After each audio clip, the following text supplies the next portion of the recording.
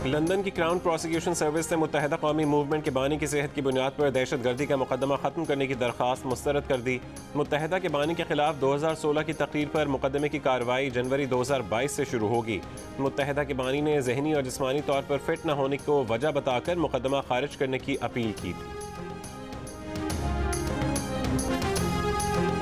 अगर election EVM के ऊपर नहीं होते तो एक नुक्ता नज़र ये है कि हुकूमत उसको फंड नहीं कर सकेगी, क्योंकि कानून सिर्फ EVM के ऊपर इंतखाबात को मानता है। लॉ मिनिस्टर साहब जो हैं उनका भी यही ख्याल है कि बादिल नज़र में जो हुकूमत है वो इलेक्शन कमीशन को तभी फंड इलेक्शंस के लिए दे सकेगी जब वो इलेक्शंस EVM के ऊपर होंगे। इलेक्शन के लिए फंड सिर्फ वहीं मिलेंगे जहां इंतखाबात EVM पर होंगे। वफाकी वज़ीर इत्तलात फवाद चौधरी ने खबरदार कर दिया। काबीना इजलास के बाद गुफ्तगू में कहा कि इलेक्शन अगर EVM पर नहीं होते तो हुकूमत उसके लिए फंड्स नहीं दे सकेगी, क्योंकि कानून सिर्फ EVM पर होने वाले इंतखाबात को मानता है। अगले तमाम ज़िमनी इलेक्शन EVM पर करवाना लाजमी होंगे।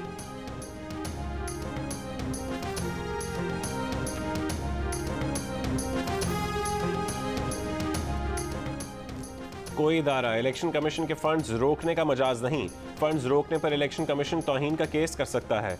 इलेक्शन कमीशन के साबिक सेक्रेटरी कंवर दिलशाद के प्रोग्राम आज शाहजेब खानजादा के साथ में गुफ्तगू। कहा, इलेक्शन कमीशन आर्टिकल 220 के तहत वजारत खजाना से फंड्स हासिल कर लेगा। जब आइन ने इख्तियार दिया है तो हुकूमत फंड्स कैसे रोकेगी, ये बात समझ में नहीं आई।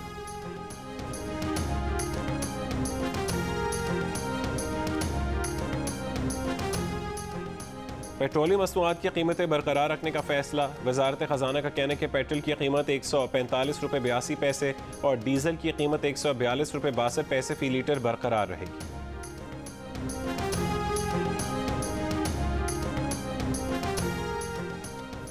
Housing societies, shopping malls, marriage hall, cinemas और पेट्रोल पंप दिफाई मकासद तो नहीं, पूरे पाकिस्तान में कैंटोनमेंट बोर्ड की अराजी पर यह सिलसिला जारी है।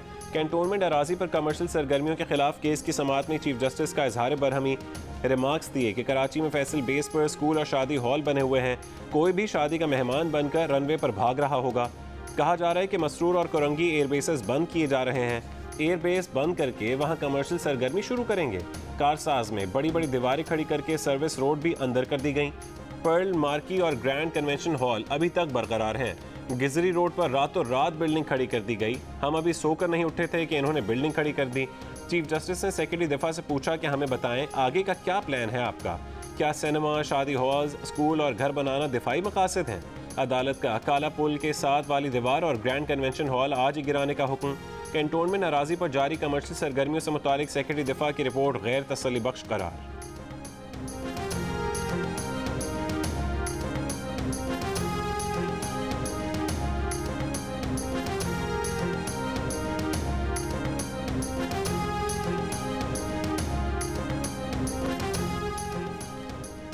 कैंटोनमेंट अराजी पर कमर्शियल सरगर्मियों के खिलाफ केस की समाअत में चीफ जस्टिस ने सेक्रेटरी दिफा से इस्तफसार किया कि आप खुद भी जनरल रहे हैं, आपको तो पता होगा अगर दिफा के लिए इस्तेमाल नहीं हो रही तो ये ज़मीन वापस हुकूमत के पास जाएगी। क्या सिनेमा, शादी हॉल्स, स्कूल और घर बनाना दिफाई मकासद हैं? सेक्रेटरी दिफा बोले कि कमर्शियल सरगर्मियाँ भी स्ट्रेटेजिक डिफेंस के ज़ुमरे में आती हैं। अमन के वक्त रफाही मकासद और फ़ौज का मोराल बुलंद रखने के लिए ये सरगर्मियाँ होती हैं।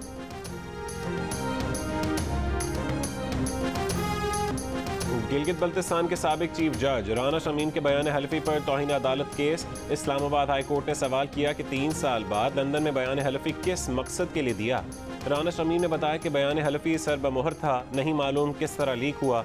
बयान हलफी शाया होने के बाद राबता किया गया तो कंफर्म किया, नहीं मालूम जो बयान हलफी रिपोर्ट हुआ कौन सा है। पहले रिपोर्ट किया जाने वाला बयान हलफी देख लें। अटॉर्नी जनरल ने कहा कि जिस शख्स ने बयान हलफी दिया उसे याद ही नहीं कि बयान हलफी में लिखा क्या है। अगर उन्हें नहीं मालूम तो फिर ये बयान हलफी किसने तैयार करवाया। केस में मीडिया का किरदार सानवी है। मीडिया के खिलाफ कार्रवाई मौखिर करके राना शमीम से जवाब मांगा जाए। इस्लामाबाद हाई कोर्ट का राना शमीम को ओरिजिनल बयान हलफी और शो कॉज नोटिस का तहरीरी जवाब जमा कराने का हुक्म। Chief justice Islamabad high court justice Athar Minallah ने रिमार्क्स दिए, तौहीन अदालत पर यकीन नहीं रखते, जजेस को तनकीद का सामना करना चाहिए। सियासी बयानिए के लिए कम से कम इस हाई कोर्ट को बदनाम करने से बाज रहें। मजीद समाअत 7 दिसंबर तक मुलतवी।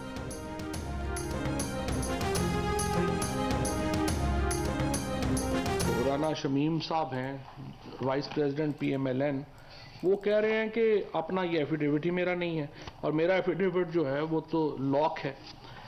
अब सवाल ये पैदा होता है कि वो लॉक एफिडेविट जो है वो अखबार तक कैसे पहुंचा। लग यूं रहा है कि एफिडेविट जो है वो नवाज शरीफ साहब के जरिए इस अखबार तक पहुंचा। मुझे उम्मीद है कि अदालत उसका भरपूर नोटिस लेगी और इसको भी एक मंतकी इंजाम तक पहुंचाया जाएगा। फवाद चौधरी के नून लीग पर वार, कहा कि राना शमीम कह रहे हैं कि उनका बयान हलफी लॉक में है। ऐसा लगता है कि बयान हलफी नवाज शरीफ के जरिए अखबार तक पहुंचा। कहा जिस तरह अदलिया के खिलाफ मुहिम चल रही है, उम्मीद है अदालत उस पर कार्रवाई करेगी।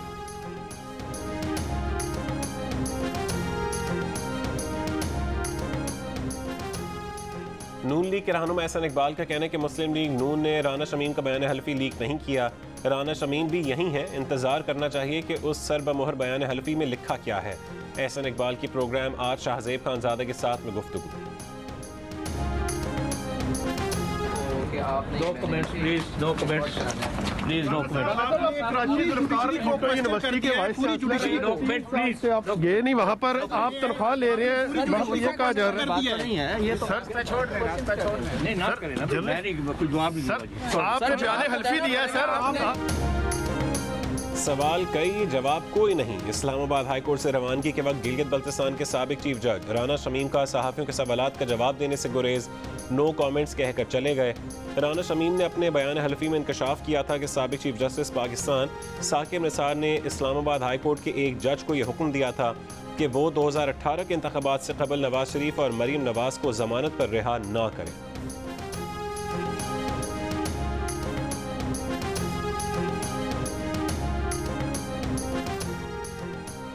मंडी भावुद्दीन में डिप्टी कमिश्नर और असिस्टेंट कमिश्नर को सजा सुनाने वाले सेशन जज पर कमरा अदालत में मुबैना तौर पर वकला का तशद्दुद, गालम गलोच और मार कुटाई।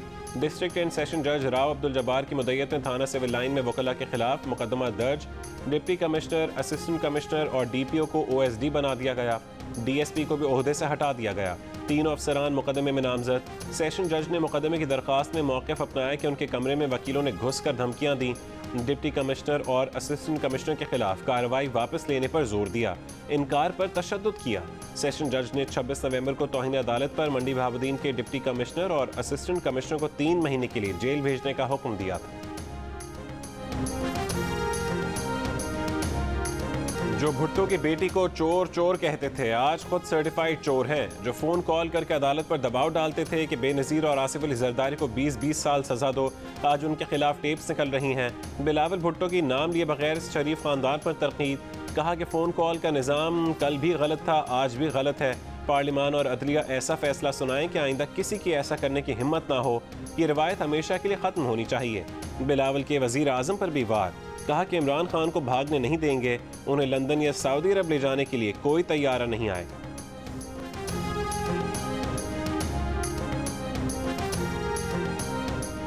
कायदे बे इख्तिलाफ शहबाज शरीफ ने मुल्की मुआशी सूरत हाल को खतरनाक तरीन करार दे दिया।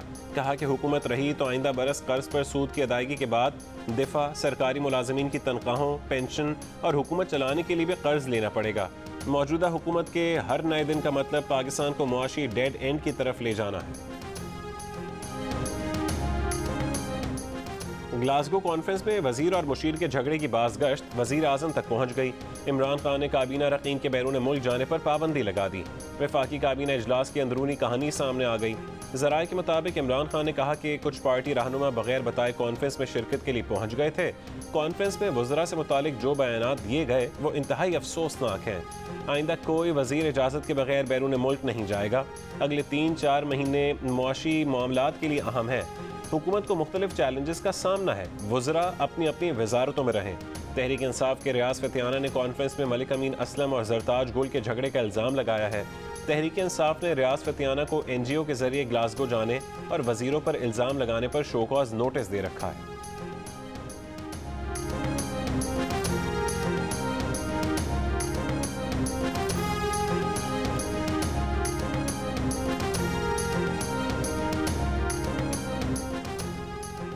सदर मुमलिकत आरिफ अलवी के बेटे अवाब अलवी के ज़ाती कारोबारी मुआहदे पर गवर्नर हाउस सिंध में दस्तखत की तकरीब। निजी कारोबारी मुआहदे की तकरीब में सदर मुमलिकत आरिफ अलवी भी शरीक हुए।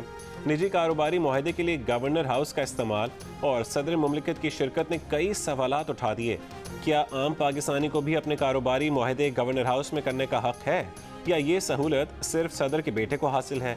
क्या सदर पाकिस्तान का हलफ उन्हें प्राइवेट कारोबारी तकरीब में शिरकत की इजाज़त देता है?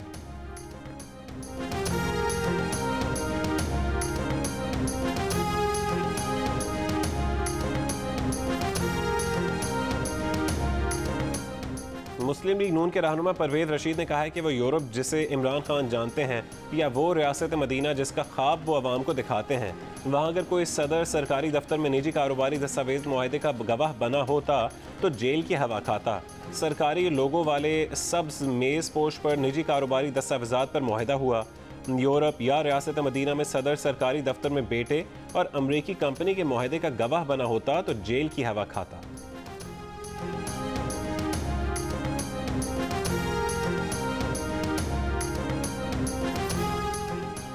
वज़ीर आज़म के कोरोना रिलीफ पैकेज में 40 अरब रुपए से ज़्यादा की बेज़ाब्तगियाँ सामने आ गईं।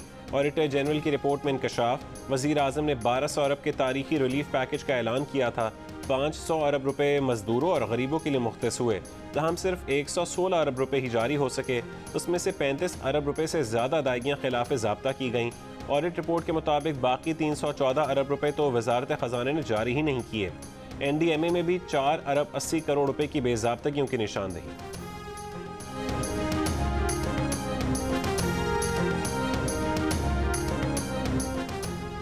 कोर्ट अद्दू में मुबैना तौर पर ASI की जानिब से खातून को मुबैना तौर पर ज़्यादती का निशाना बनाने के मामले में अहम पेशरफ्त। खातून ने पुलिस को दिया गया बयान अदालत में वापस ले लिया। अदालत में कहा कि रात की तारीकी की वजह से वो मुलजिम को नहीं पहचान सकी। अदालत का मुलजिम ASI को रिहा करने का हुक्म। खातून ने ASI के खिलाफ 24 नवंबर को हाड़ शर्की में मुकदमा दर्ज करवाया था।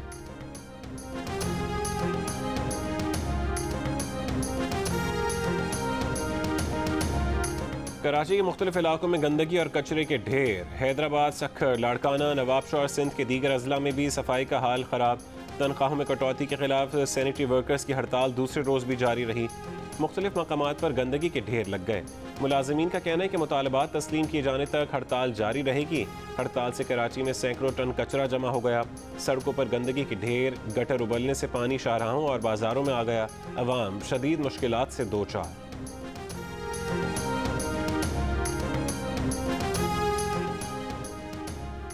थरकोल मंसूबे में मुबैना करप्शन की तहकीकात नैब करेगा। चेयरमैन नैब रिपोर्ट को देखें। क्या करप्शन और इख्तियारात के नाजायज़ इस्तेमाल का केस बनता है? चीफ जस्टिस पाकिस्तान के रिमार्क्स। कहा, ऑडिटर जनरल की रिपोर्ट पर वज़ीर आला सिंध समेत किसी को इसलिए दिलचस्पी नहीं क्योंकि सारा पैसा एक अकाउंट से निकल कर दूसरे में चला गया। थर के लोग बुनियादी सहूलियात और पीने के पानी को तरस रहे हैं। RO प्लांट ज़रूरत के मुताबिक कायम नहीं हुए। ठट्ठा, मनोड़ा और सजावल के हालात भी अच्छे नहीं। मोबाइल इमरजेंसी हेल्थ यूनिट की सहूलत भी फराहम नहीं की गई। बज़ाहिर तरक्याती और फलाही फंड्स में खुर्द-बुर्द और बेज़ाब्तगियाँ हुई। फंड्स का गलत इस्तेमाल हुआ। अदालत का सरकारी फंड्स की खुर्द-बुर्द में मुलव्वस अफराद के खिलाफ कार्रवाई का हुक्म। चेयरमैन नैब को ऑडिटर जनरल रिपोर्ट का जायजा लेकर 3 महीने में रिपोर्ट पेश करने की हिदायत।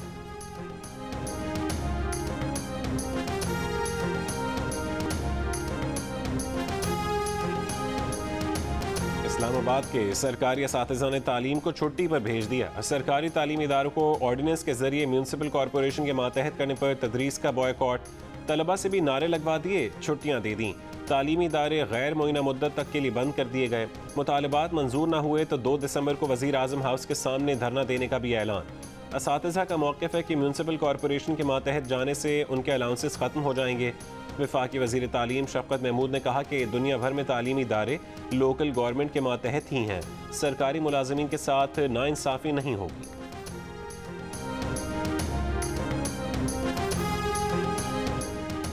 सेल्स टैक्स रजिस्ट्रेशन के खिलाफ ऑल पाकिस्तान अंजुमन ताजरान का इस्लामाबाद में एहतजाजी मुजाहरा। मुल्क भर से आए हुए ताजर सरीना चौक पर जमा हुए। ताजरों का प्रोग्राम वज़ीर आज़म ऑफिस के सामने धरना देने का था, लेकिन इंतजामिया ने कंटेनर्स रखकर आगे बढ़ने से रोक दिया। ताजरों ने वहीं धरना देकर एहतजाज खत्म कर दिया। 13 जनवरी को अगले लाहे अमल का ऐलान करेंगे।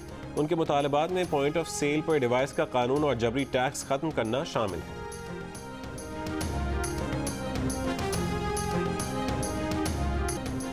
बलोचिस्तान में हड़ताल पर बैठे यंग डॉक्टर्स की मुतालबात मानने के लिए सूबाई हुकूमत को 2 दिन की मोहलत। 2 दिन बाद OPDs के साथ इमरजेंसी सर्विसेज भी बंद करने की धमकी। आज एहतजाजी रैली निकालने का ऐलान। पैरामेडिक्स और यंग नर्सेज एसोसिएशन का भी यंग डॉक्टर्स की हड़ताल पर हिमायत का ऐलान। डॉक्टर्स का मुतालबा है कि अस्पतालों में तिब्बी सहूलियात फराहम की जाएं, उनके गिरफ्तार साथियों को रिहा किया जाए।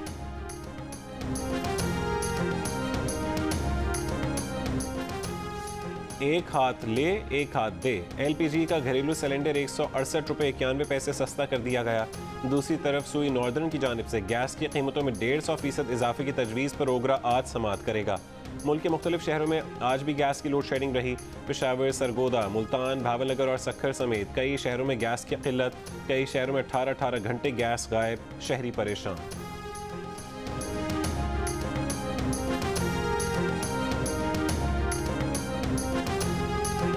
नवंबर में महंगाई की शरह 11.5% तक पहुंच गई। आटा, तेल, घी, चीनी, गोश्त, दूध, अंडे, आलू और टमाटर मजीद महंगे हो गए। इदारा शुमारियात के मुताबिक बिजली, मोटर फ्यूल और दवाओं की कीमतों में इजाफा हुआ। अक्टूबर में महंगाई की शरह 9.3% थी।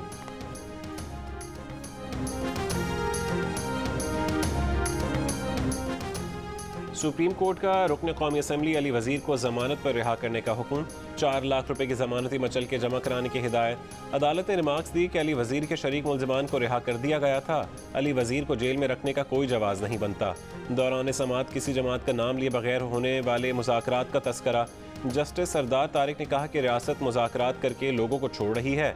हो सकता है कल अली वजीर के साथ भी मामला तय हो जाए। क्या अदालत सिर्फ जमानतें खारिज करने के लिए बैठी है? अली वजीर को 16 दिसंबर 2020 को गिरफ्तार किया गया। अगर मरीम नवाज ने कानून तोड़ा है तो हिम्मत है तो कार्रवाई करे। मुस्लिम लीग नून के रहनुमा शाहिद खाकान अब्बासी का चैलेंज। कहा जिस आदमी ने मुल्क में अदल का निज़ाम तोड़ा है, जो साबिक चीफ जस्टिस है, उस पर बात करने को कोई तैयार नहीं। नैब में एक शक डाल दें कि सिर्फ नून लीग के लिए एहतसाब है। जब तक नैब है मुल्क के मामलात नहीं चल सकते। चेयरमैन नैब की आंखें, मुंह और कान सब बंद हैं। वजारतों में चोरी पर चेयरमैन नैब खामोश हैं। एहसन इकबाल बोले इमरान खान ने कर्जा कमीशन बनाया था, आज तक हिसाब नहीं आया। हुकूमत टैक्स जमा करने में नाकाम हो चुकी, कर्जों और नालायकी का हिसाब लेंगे।